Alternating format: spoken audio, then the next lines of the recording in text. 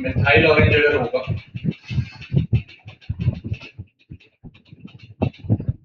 तो उसमें ये रिएक्शन तो होगा NaOH plus HCl forms NaCl plus H2O। फेनोल्फथलीन में ये रिएक्शन हो रहा था, बाइकार्बोनेट में जब आते हो तो यहाँ पे कंप्लीट रिएक्शन होगा, तो Na2CO3 plus 2HCl forms 2NaCl plus CO2 plus H2O, ये रिएक्शन भी होगा। एंड देन जो बाइकार्बोनेट में फेनोल्फथलीन में रिएक्शन नहीं हो रहा था उसका रिएक्शन भी होगा, तो यहाँ पे reaction NaCO3 plus HCl forms NaCl plus CO2 plus H2O। तो दोनों एक्सपेरिमेंट रन करने के बाद हमें क्या क्या आंसर्स मिलेंगे कि इसमें HCl कितना यूज हुआ ये पता चला और इसमें HCl कितना यूज हुआ ये पता चला। फिर उन डेटा को यूज करके हम लोग आंसर ऑब्टेन करते हैं कि इन तीनों के अमाउंट्स क्या रहे होंगे। तो इस केस में भी कंप्लीट न्यूट्रलाइजेशन हो रहा है।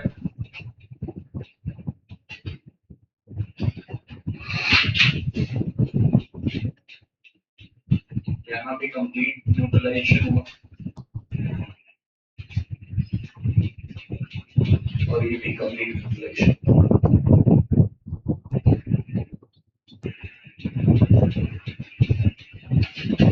इस पे देखो 5 पेज में और ऐसे लिख सकते हो, ऐसा ही कुछ है, बट दिस इज कॉल्ड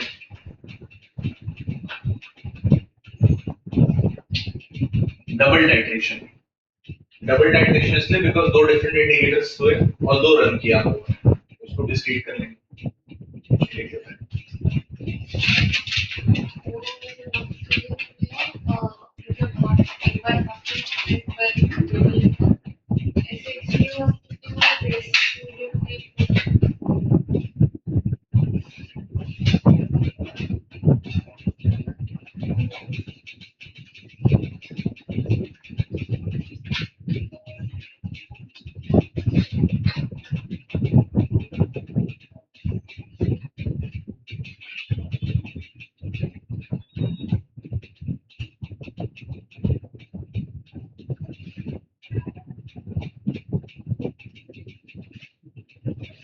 ये जहां से स्टार्ट किया था हमने इस टॉपिक को, डबल टाइट्रेशन वहां पे हेडिंग लगा,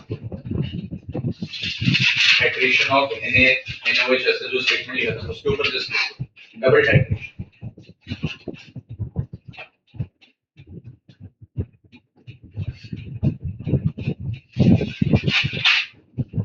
तो स्टार्टिंग में तुम्हें बताया था सिंपल टाइट्रेशन होता है उसमें से एसिड बेस हो गया, डबल टाइट्रेशन है तो बैक टाइट्रेशन हो सकता है, उन सबको डेफिनेशन इसका लिख लो। फिर डबल टाइट्रेशन क्या होता है?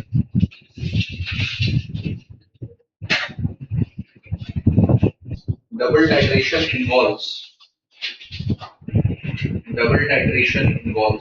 the titration of a mixture.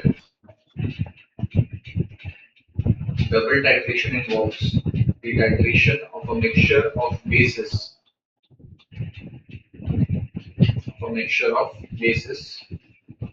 Typically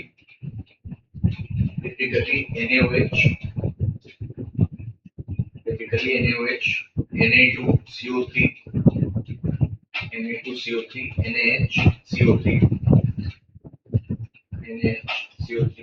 using two different indicators, phenolphthalein and methyl orange.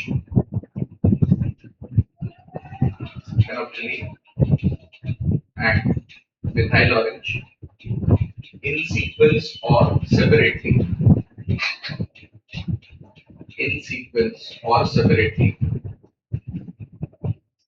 to determine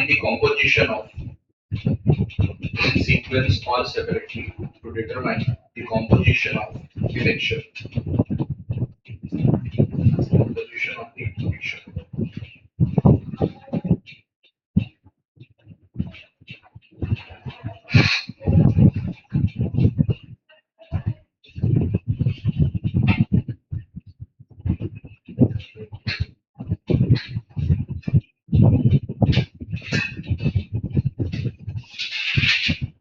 calculation principles इसमें जो है देखते हैं क्या यूज कर रहे हैं।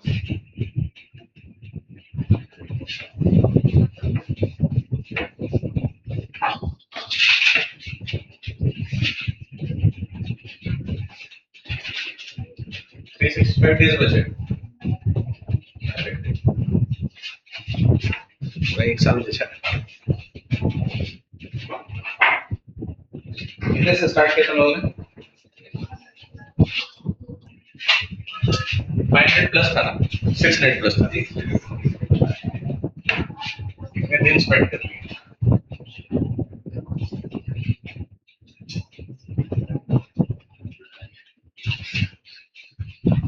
कैलकुलेशन प्रिंसिपल्स देखो इसमें with फेनोल्फथलीन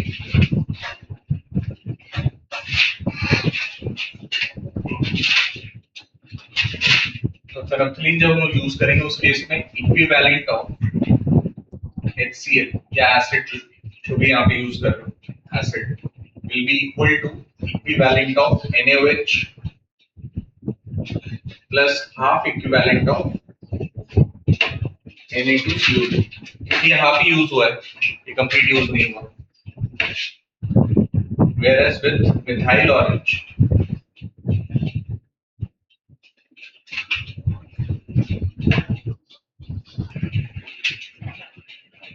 equivalent of HCl will be equal to equivalent of NaOH plus equivalent of Na2CO3 and plus equivalent of NaHCO3 तो एसिड तीनों के साथ रिएक्ट करेगा कंप्लीट रिएक्शन वो इसलिए सबके इक्विवेलेंट ऐड करके इसके इक्वल होंगे इस वाले केस में सिर्फ NaOH और इसका हाफ ही अमाउंट यूज हो रहा था इसलिए ऐसा इक्वेशन है ये दोनों कैलकुलेशन इसी पे बेस्ड है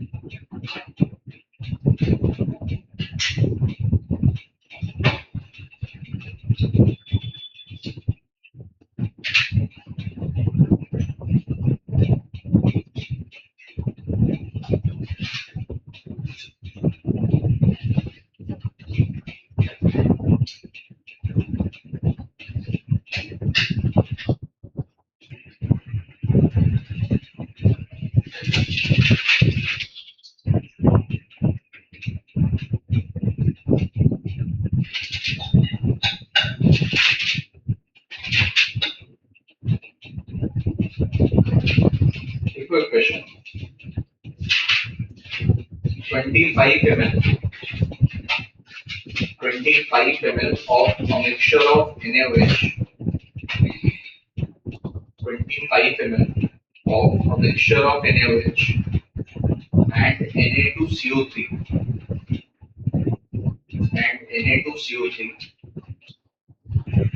when hydrated with when hydrated with N by 10 HCl when hydrated with N by 10 HCl using phenolphthalein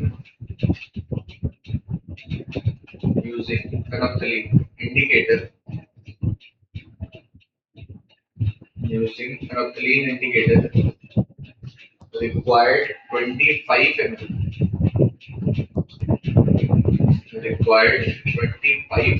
HCl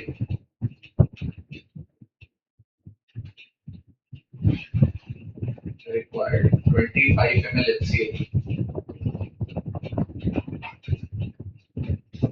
The same volume of mixture when hydrated with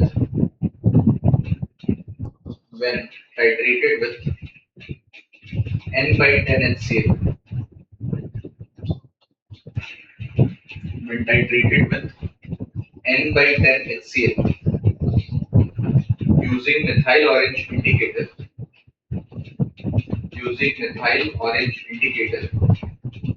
required 30 ml of HCl calculate the amount of Na2CO3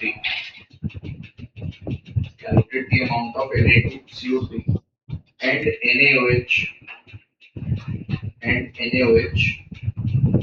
in 1 liter of the mixture.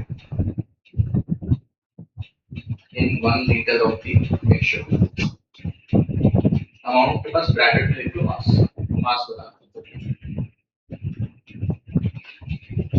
तो question एक बार फिर से understand करो। 25 ml हम लोगों ने एक mixture का लिया NaOH का और Na2CO3 का, इसको टाइट्रेट किया N by 10 HCl से। N by 10 का मतलब होगा 1 by 10 HCl 0.1। फेनोल्फथलीन इंडिकेटर जब यूज किया तो 25 ml HCl यूज हुआ। मिथाइल ऑरेंज जब यूज किया तो इसी केस के लिए हमें 30 ml HCl यूज हुआ। क्वेश्चन पूछ रहा है कि Na2CO3 और NaOH का अमाउंट 1 लीटर सॉल्यूशन में कितना होगा। तो यहाँ जो अमाउंट है वो कितना है 25 ml है। 25 ml में अगर इतना है तो 1 लीटर में क्या होगा that you have to find. Right, जो इक्वेशंस बताए हैं वही यूज करना है सेम। ट्राई करके एक बार देखो, इक्विवेलेंट के प्रिंसिपल पे अप्रोच करो।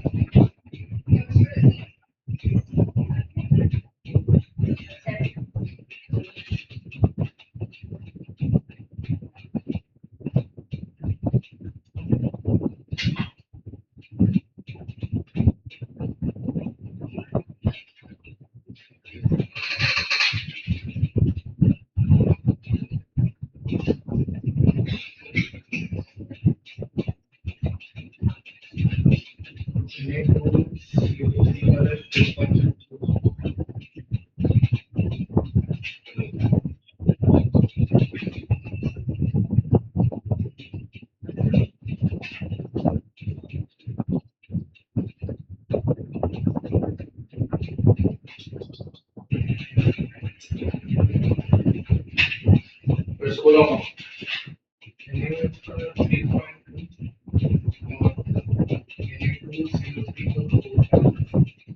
NH का 6.2 करेक्ट है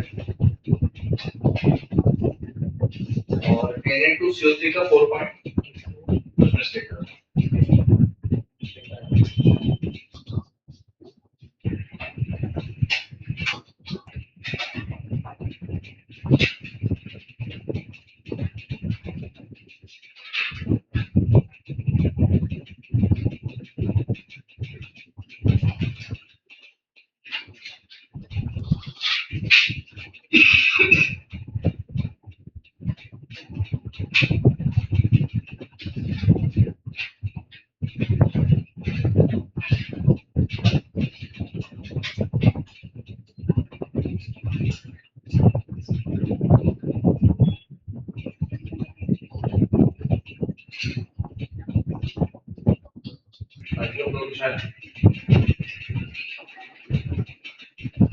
एनाफ्थलीन वाला जो केस है उसमें तुम्हारा NaOH कंप्लीटली यूज हो गया और बाइकार्बोनेट हाफ यूज हुआ होगा।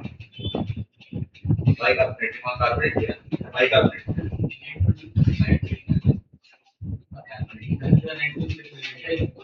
कार्बोनेट तो वो हाफ यूज हुआ होगा। सेकेंड वाले में NaOH भी पूरा यूज हो गया और जो कार्बोनेट था वो भी यूज हो गया होगा। तो इसके और HCl by 10 यूज कर रहे हैं बोथ केसेस।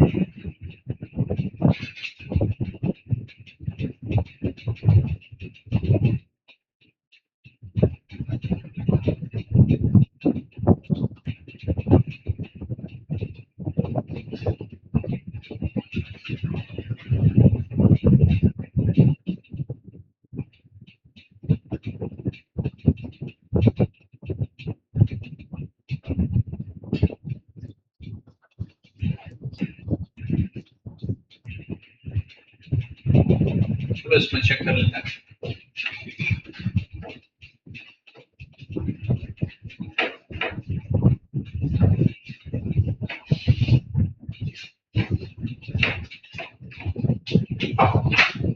क्या अमाउंट आया? एक ही आंसर मिला फिर। देखो एक केस अपने पास नफ्थलीन का है,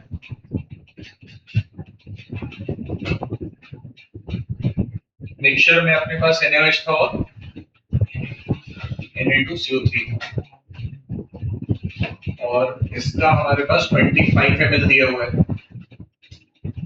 फेनोल्फथलीन में तुम्हारे पास 25 ml यूज हुआ ना HCl, 25 ml of N/10 HCl,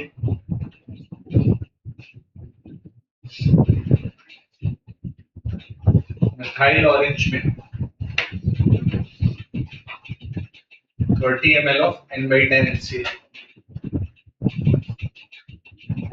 तो इस केस में NaOH जो है वो पूरा यूज हो जाएगा, NaCl plus H2 और Na2CO3 हाफ यूज होगा।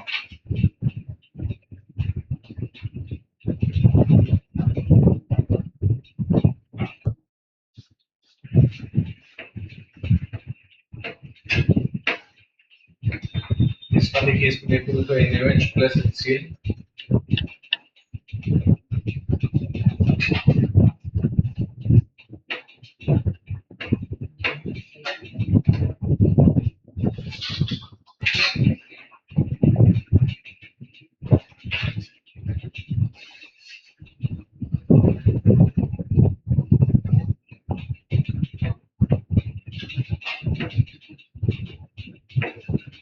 तो थोड़ा सा अगर इसको इंटरप्रेट करें हम लोग, तो इन दोनों N/10 HCl के वॉल्यूम में डिफरेंस कितने का है?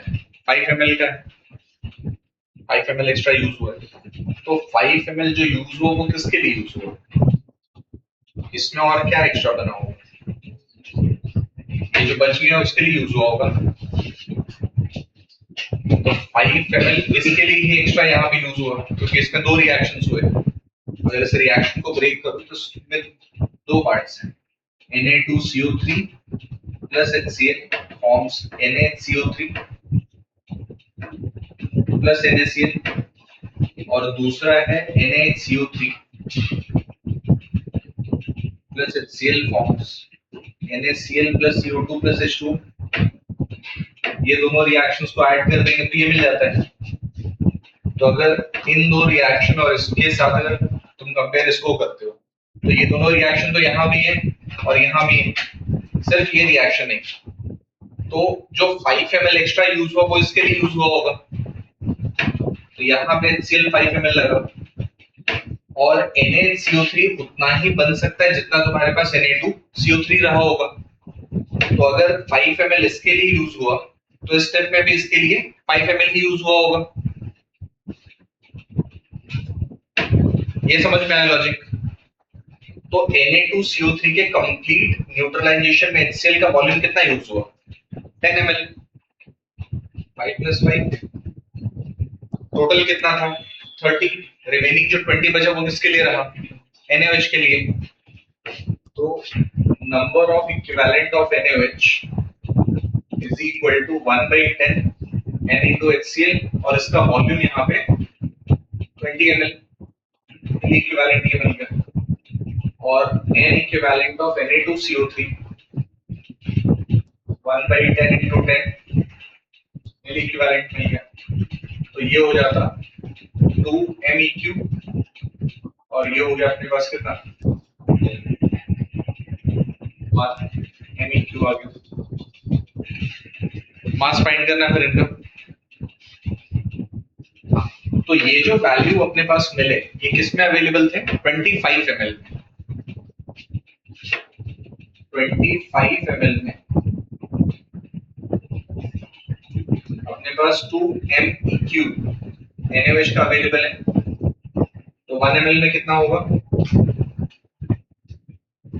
2 MEq अपॉन 25, सो 1000 ml में कितना होगा 2 अपॉन 25 इंटू 1000 MEq, तो इक्विवेलेंट के टर्म्स में अगर जाओगे सो 2 into 1000 divided by 25 into 1000, that is 2 by 25 equivalent आएगा, यही मिलता है नहीं? अरे हाँ या नहीं? तो मास चेक कर सकते हैं इसका, मास ऑफ NaOH का इक्विवेलेंट मास कितना 40 होगा इन फैक्टराइज 1, ठीक है, so 2 upon 25 into 40, so 80 upon 25, 5 से करो तो ये 16 टाइम में, ये 5 टाइम्स, तो ये 3.2 ग्राम मिलेगा। सेम वे में ट्राई करो और बाइकार्बोनेट कितना है बताओ।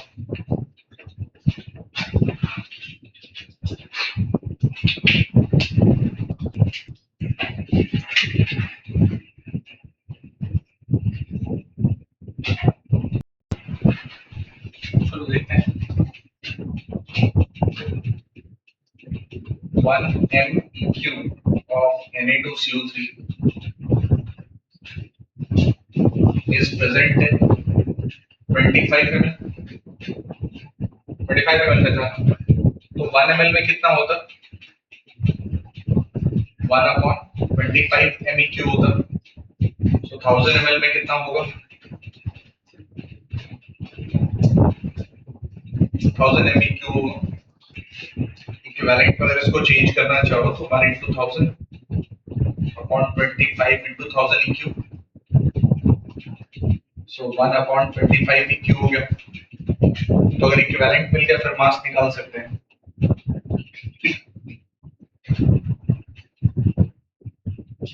So 1 by 25 1000 ml का ही है, Na2CO3 का मास कितना होगा 46 plus 12 plus 48, 106 आ रहा है ना, और इन फैक्टर 2 है तो 106 by 2 53 आएगा,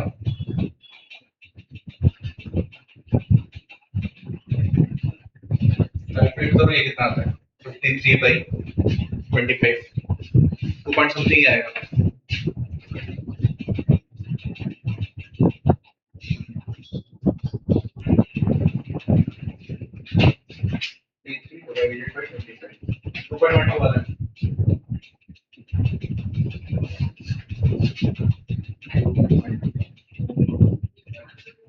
तो उसमें ये भी याद रखना है कि जो यूज करो उसका एन फैक्टर कितना है, इक्विवेलेंट मास क्योंकि यूज करेंगे।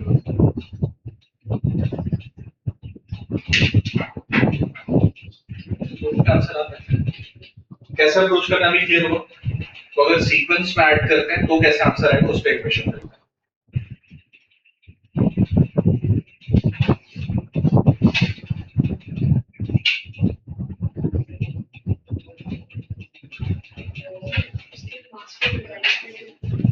Na2CO3 क्या है सॉल्ट, उसको आयनाइज करो 2Na प्लस और CO3 2 माइनस, तो उसमें या तो ऐसा देखो या फिर देखो कि HCl जब यूज किया तो Na2CO3 में HCl कितना यूज हुआ, दो इक्विवेलेंट यूज हुआ, HCl का फैक्टर कितना है 1, तो अगर दो इक्विवेलेंट यूज हुआ मतलब Na2CO3 का इक्विवेलेंट कितना आएगा n फैक्टर उसका 2 होना चाहिए, तो सॉलिड के में देख सकते हो या फिर HCl कितना यूज हुआ उसमें भी चेक कर सकते हो, तो जितना भी n फैक्टर होगा मोलर मास का ही ऐड, वही अगर NaHCO3 होगा तो उसमें HCl एक ही यूज होगा तो उसका n फैक्टर 1, क्योंकि वो एक यूनिट यूज कर सकता है as a base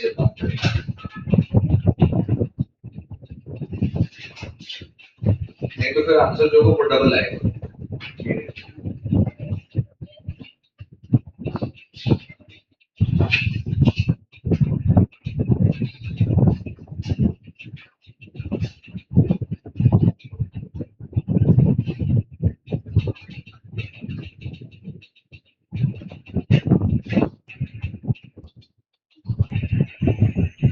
sir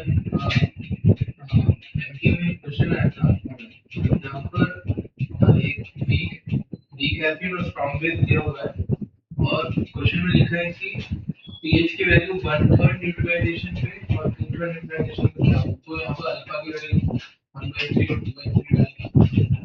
reaction करो, अमाउंट्स बदलेंगे तुम्हारे पास, तो उसमें क्या क्या दिया हुआ है? वीक एसिड दिया हुआ है सिमिलरिटी और स्ट्रॉन्ग बेस दिया हुआ है सिमिलरिटी।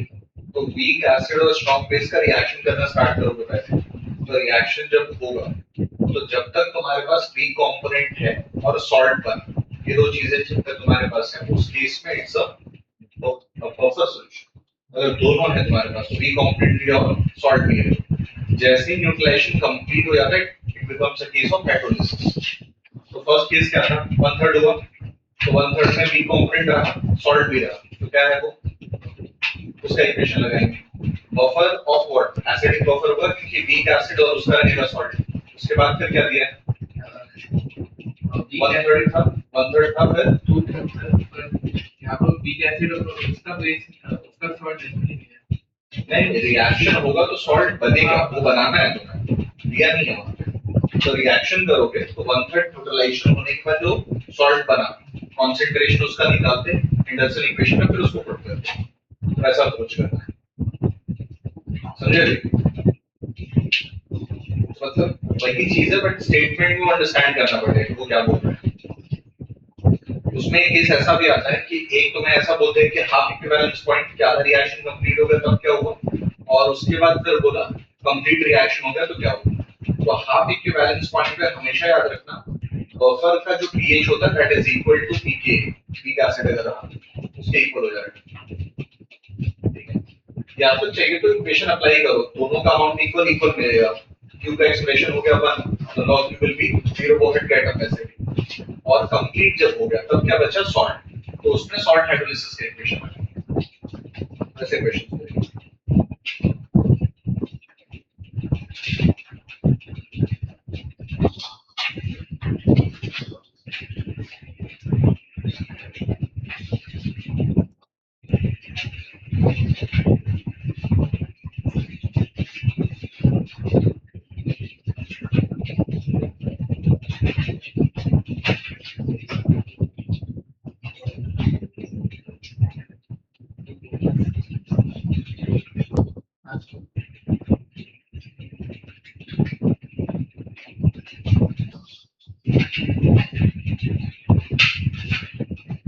नेक्स्ट क्वेश्चन लिखो, a solution contains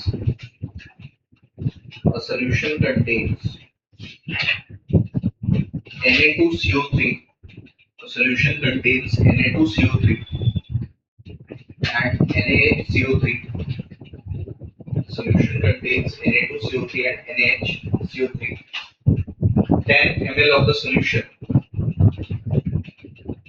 10 ml of the solution required, 10 ml of the solution required, 2.5 ml of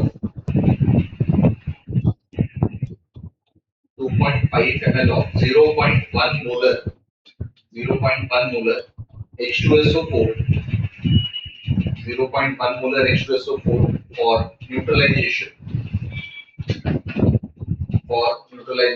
using phenolphthalein as indicator,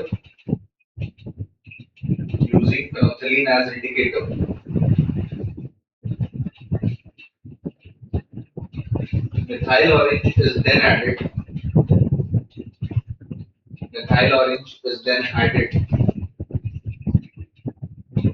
when a further 2.5 ml,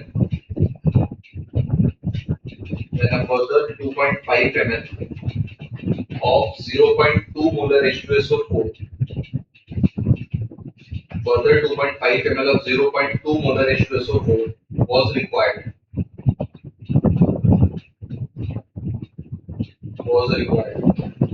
Calculate the amount of Na2CO3. Calculate the amount of Na2CO3 and NaHCO3 CO3 and NaCO3 in 1 liter of the solution. In 1 liter of the solution.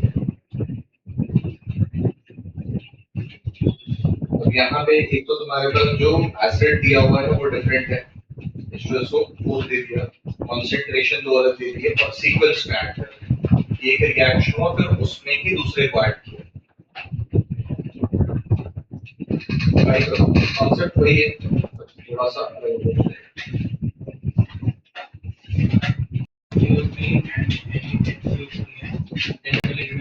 Solution में Na2CO3 है और NaCO3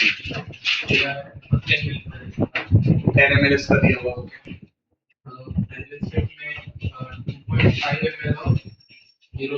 फेनोल्फथलीन लिया उसमें, तो फेनोल्फथलीन जब हमने लिया तो इसमें 2.5 ml of 0.1 m H2SO4 use हुआ, ठीक है ना? ठीक है। और मिथाइल ऑरेंज फिर इसके बाद ही ऐड किया हम लोगों ने, तो मिथाइल ऑरेंज जब ऐड किया तो इसमें further 2.5 ml of 0.2 m H2SO4 use हुआ, करेक्ट?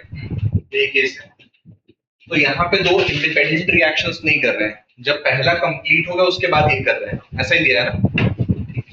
तो पहले वाले में Na2CO3 प्लस H2SO4 इसका रिएक्शन करेंगे, क्या फॉर्म होगा इसमें?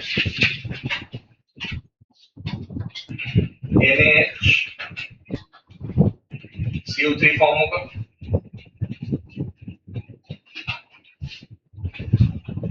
एक यूनिट तो ये बनता, ये बनेगा ना? H2SO4 से H+ कितने आउट हो सकते हैं? 2 आउट हो सकते हैं। HCl था तो उससे एक ही मिलता था, इससे H+ तुम्हारे 2 आउट हो सकते हैं, तो एक H+ तुम्हारा यूज हो गया इसके लिए और एक यूनिट ये बना, ये समझ में आया? और NaCO3 जो बना वो इफेक्टेड नहीं होगा इसमें, क्योंकि इंडिकेटर क्या था? सेकंड वाले में NaCO3 जब ऐड करोगे इसका रिएक्शन H2SO4 से होगा, ये रिएक्शन कंप्लीट हो जाएगा, यहाँ पे Na2SO4 फॉर्म हो जाता पूरा प्लस CO2 और H2 जो बनेगा यहाँ पे।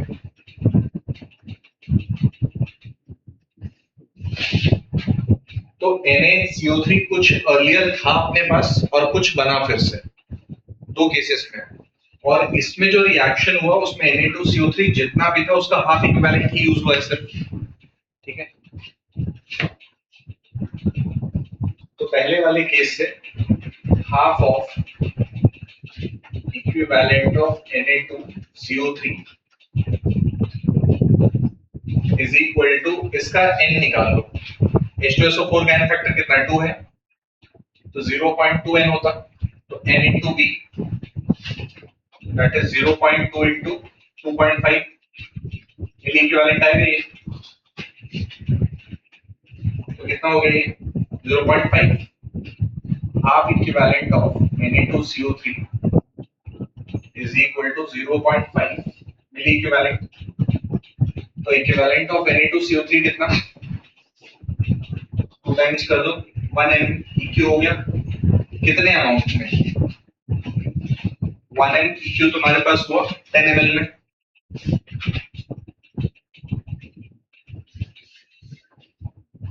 तो 1 ml में कितना होगा 1/10, 1000 ml में कितना होगा 1/10 into 1000 दैट इज, या फिर उसको बाय 1000 ही कर दो, इक्विवेलेंट आ जाएगा 0.1 इक्विवेलेंट आएगा, और मास कितना था इसका 106 था ना, 10.6 ग्राम आएगा। अच्छा, तो इसमें 53 करते हैं ना, तो 5.3 ग्राम आएगा यहाँ पे, यही आया था, तो 5.3 ग्राम फर्स्ट का मिला, सेकंड वाले का चेक करो,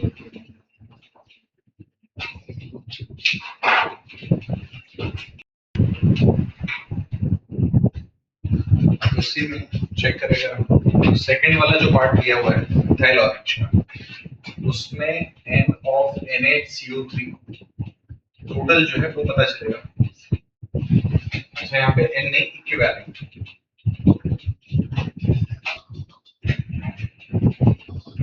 ये 0.2 M था तो 0.2 into 2 0.4 N हो जाएगा। तो 0.4 into 2.5 मिली इक्विवेलेंट। ये कितना आ गया? 1 MEQ आया। अब 1 MEQ में से यहाँ से कितना अमाउंट आया होगा? जितना इसका यूज हुआ था उतना ही आया होगा, 0.5 आया होगा। So equivalent of NaCO3 is equal to equivalent of NaCO3 initial plus equivalent of Na2CO3 जो इससे आया, इसका जो अमाउंट मिला होगा। तो ये 1 MEQ मिला, that is equal to equivalent of NaCO3 initial plus 0.5. So NaCO3 initial जो हो गया that is 1 minus 0.5, that is 0.5 equivalent MEQ। तो 10 ml था पहले, 10 ml में 0.5 MEQ था, 1 ml में 0.5 upon 10 MEQ होता। तो 1000 ml में 0.5 upon 10 into 1000 MEQ, या फिर इसको 0.5 into 1000 upon 10 into 1000 Q हो जाएगा। ये कैंसिल आउट हो गया, तो 0.05 EQ।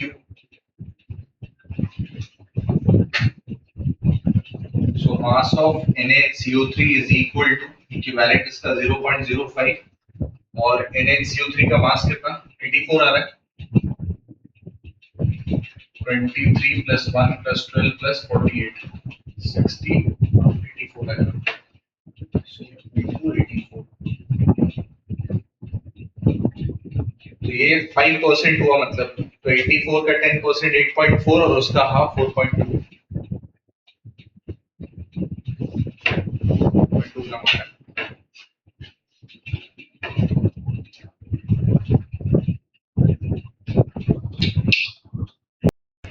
Back to the hydration में लिखोगे, it is a process in which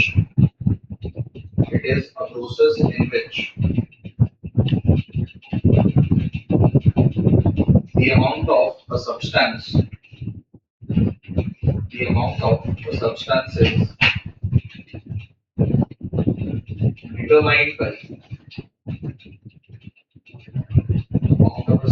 is determined by reacting it with the known excess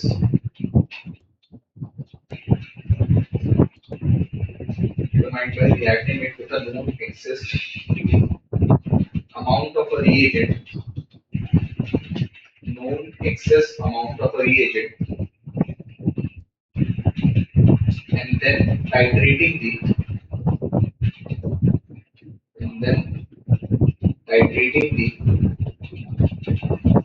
remaining excess reagent,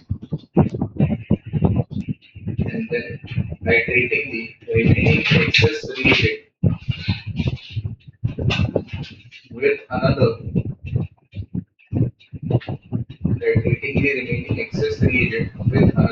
standard solution.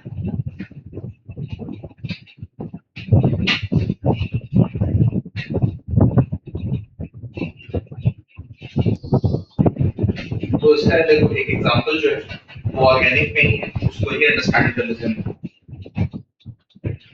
तो organic में वैसे वो होता ही है,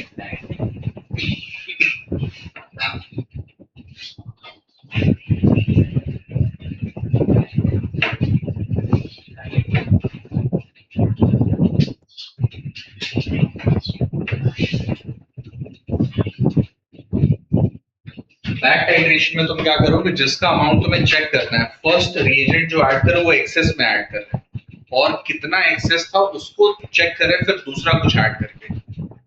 तो इनिशियली क्या ऐड किया था वो पता है बट वो एक्सेस में है, और दूसरे से ये पता किया कि कितना एक्सेस बच गया। तो इनिशियल माइनस एक्सेस जब आ जाएगा तो यूज कितना हुआ ये पता चलता है। तो ऑर्गेनिक में एक प्रोसेस आएगा ज़ेल्डाल्स मेथड। तो इसमें बैक टाइट्रेशन ही यूज होता है, ये एस्टिमेशन ऑफ नाइट्रोजन के लिए। तो उसका एग्जांपल ही अंडरस्टैंड कर रहे हैं। Inorganic compounds,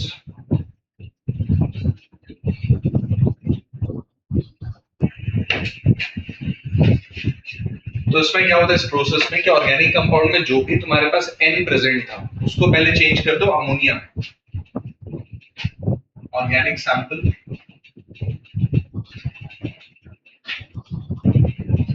containing N, nitrogen इसमें है, इसका रिएक्शन तुमने कर दिया विद H2SO4, तो इससे फॉर्म हो गया NH4 होल ट्वाइस SO4, और फिर इसका रिएक्शन जब करोगे NaOH के साथ इट फॉर्म्स अमोनिया NH3, ये बन जाएगा अमोनिया गैस बना। तो नाइट्रोजन जो ऑर्गेनिक कंपाउंड में था उसको हम लोगों ने अमोनिया बना दिया, उस अमोनिया को बाहर एक्सट्रैक्ट कर लेंगे अलग प्लेस पे, फिर उसका रिएक्शन करेंगे। NH3 का रिएक्शन करो तुम H2SO4 के साथ, इससे फॉर्म हो रहा है NH4 होल ट्वाइस SO4, ये रिएक्शन हुआ। अब इसमें जो पहला सॉल्यूशन रिएजेंट जो ऐड किया दैट इज H2SO4, कितना ऐड कर रहे हैं VmL ऐड किया, कंसंट्रेशन इसका M आ, कंसंट्रेशन M था VmL, बट ये रिएजेंट एक्सेस में है। यहाँ पे क्यों ऐसा करते हो, क्योंकि अगर एक्सेस में ऐड करोगे तो रिएक्शन विल बी फास्ट, वो जल्दी हो जाएगा, फिर टेस्ट करना इजी रहता है। तो कितने इसके मोल्स हैं वो तो पता है, बट पूरा मोल्स यूज हुआ क्या, नहीं हुआ है, एक्सेस बच गया। तो जो एक्सेस बचा, excess of H2SO4 is estimated by using NaOH solution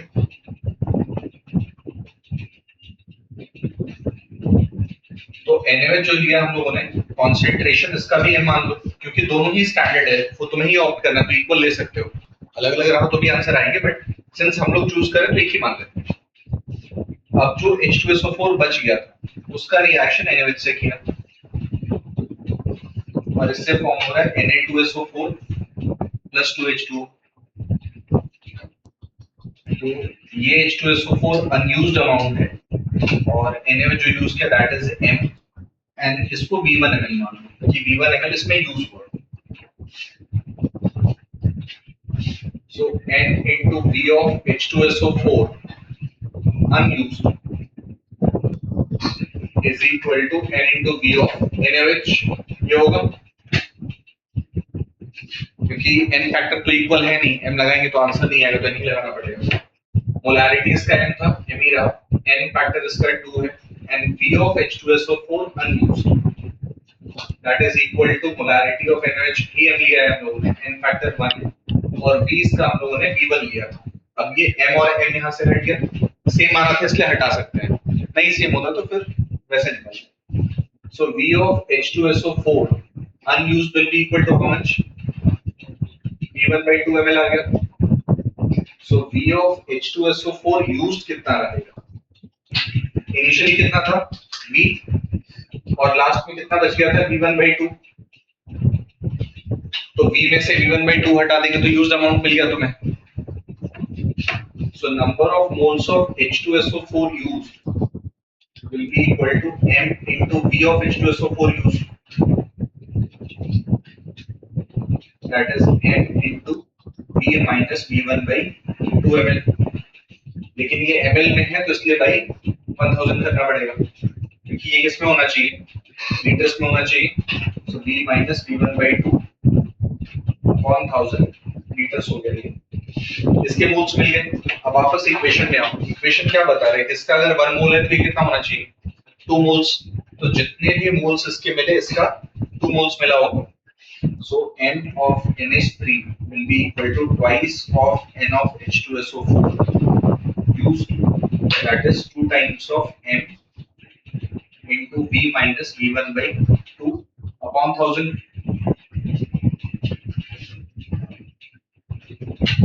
NH3 में कितने बार आ रहा है? एक ही बार आया है. So number of moles of nitrogen is equal to n of NH3 and mass of n is equal to number of moles of NH3 into the number of moles of n into 14. Organic में इसके बाद क्या करते हैं हम लोग कि मास of N मिल गया, तो ये प्रोसेस एक्चुअली तुम अप्लाई कर रहे थे कि इस कंपाउंड में परसेंटेज ऑफ एन कितना है, तो percentage of N will be equal to mass of N divided by mass of sample into 100. तो बैक टाइट्रेशन इसको बोलते हैं कि पहले वाले को एक्सेस में डाल दिया फिर रिवर्स डायरेक्शन में आ गया. ये लिखो एग्जांपल.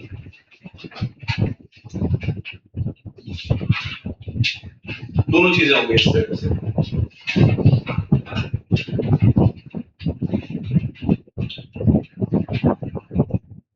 ज़ेरडाल्स मेथड और न्यूमास मेथड, ये दो हैं जो इंपॉर्टेंट है ज्यादा.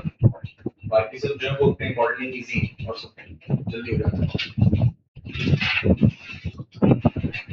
ऑर्गेनिक एनसीईआरटी में पूरा एक ही चैप्टर, स्कूल वगैरह में होता तो फुल चैप्टर करते हैं या ना, उसको पर पार्ट्स करेंगे.